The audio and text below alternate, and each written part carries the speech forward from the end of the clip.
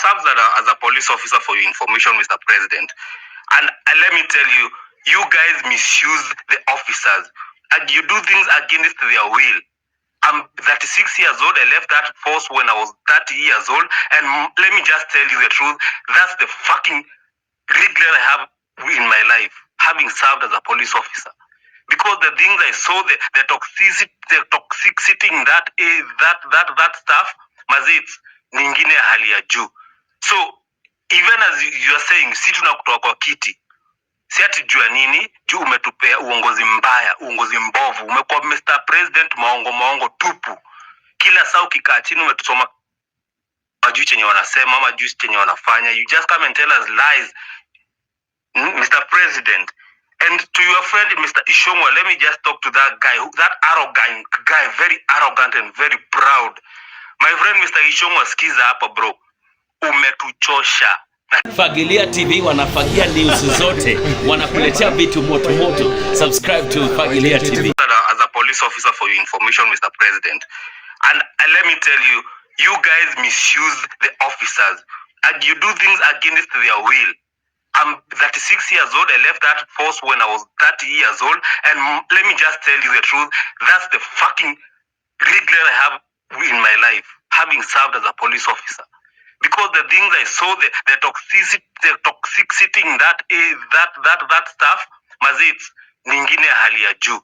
So, even as you are saying, si tunakutoa kwa kiti, si ati jua nini, juu umetupea uongozi mbaya, uongozi mbovu, umekuwa Mr. President maongo tupu. Kila saa ukikaa chini umetusoma majuu chenye wanasema, ama juu chenye wanafanya. You just come and tell us lies, Mr. President. And to your friend, Mr. Ishongwa, let me just talk to that guy, that arrogant guy, very arrogant and very proud. My friend, Mr. Ishongwa, skiza hapa bro. Umetuchosha na kiburi chako. Uwezi kuja kututusi kwa live TV. Yes, ni ma villagers politicians, but your time is up.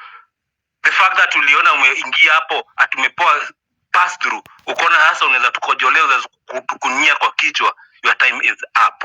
Now, to the Genzs, to us who will be marching tomorrow to Statehouse, I have a small advice to you guys. Now, yes, Statehouse is a protected area by law.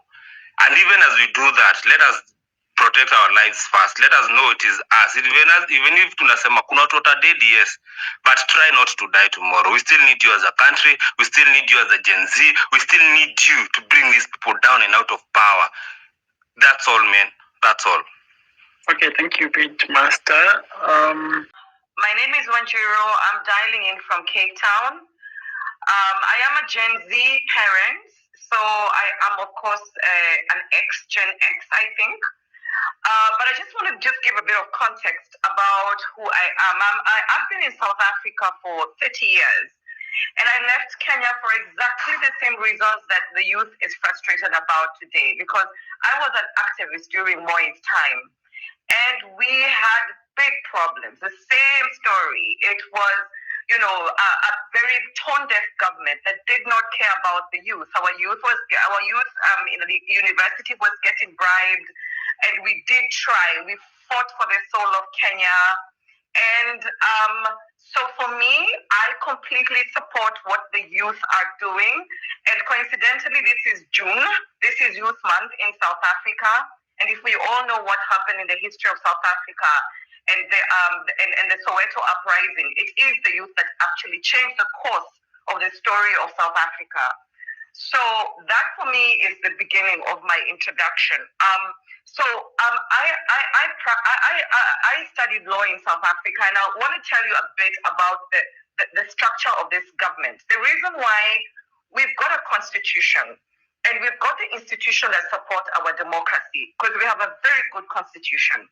And I'll just mention the most important ones. It's the judiciary, the public protector's office, the auditor general, and the electoral commission.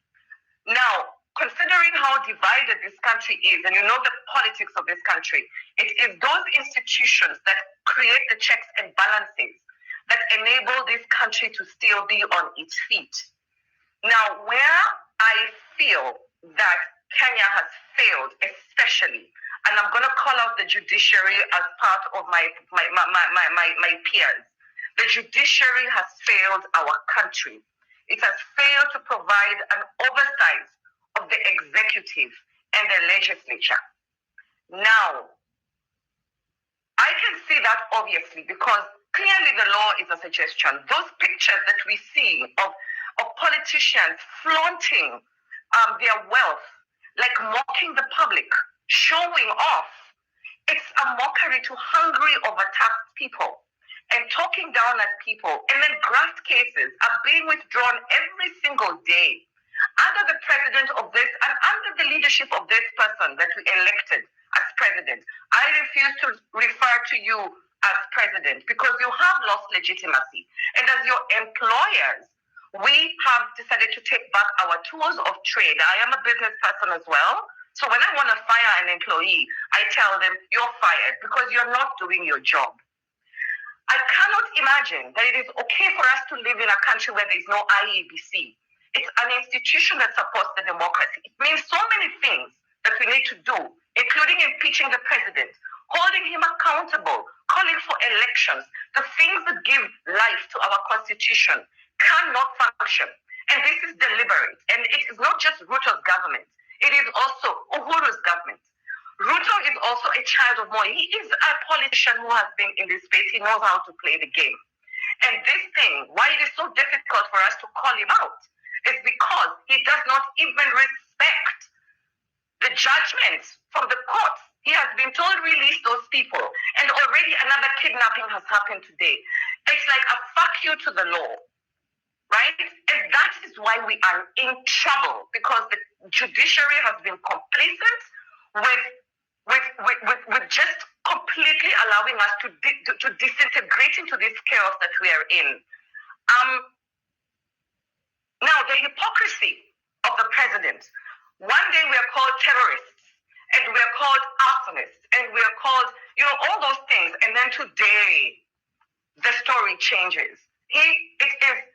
For me, the speech yesterday was who he is. Today was a sanitized version. And I take complete objection to how he spoke to us because he doesn't care about the law.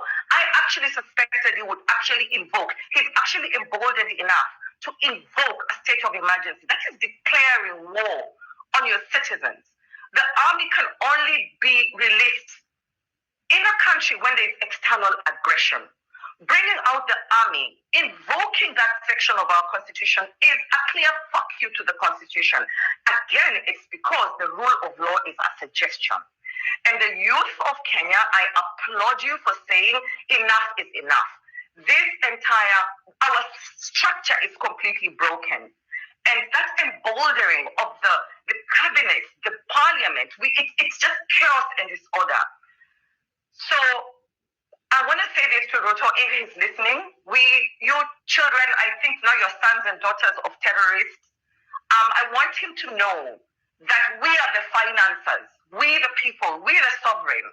Today we have reached, I think, 18 million shillings because we have seen that the government has abdicated its responsibility towards its people. Yes, we are the funders. It's every Kenyan out there that cares about battling for the soul of Kenya. It is not about just that bill. It is about all the abuses of that office. And that is where this government is going wrong because it is tone deaf. It doesn't listen to the people. And that is now where the sovereign, Article 1, you're exercising your rights to picket and to demand that we get the service that we pay for. They are our employees. They are not our bosses. Wanjiro, you need to wind up. Are you done? All right, who's next? Roslyn? Did you speak? Okay, Pitmaster. Yeah, hi guys. I hope you can hear me loud and clear. Confirm you can hear me? Yes, go ahead. Perfect. Okay, thank you. So now, since these guys are listening to us, I'd love to send a message, first of all, from the Gen Z and also from Central Kenya and Kikuyu. I'd love to tell them, fuck you guys, Maze. You failed us. You have failed us and you continue to fail us every day. Now, I want to let me ask this question, Bwana Ruto, kama unanisikiza. Why do we have the office of the spouse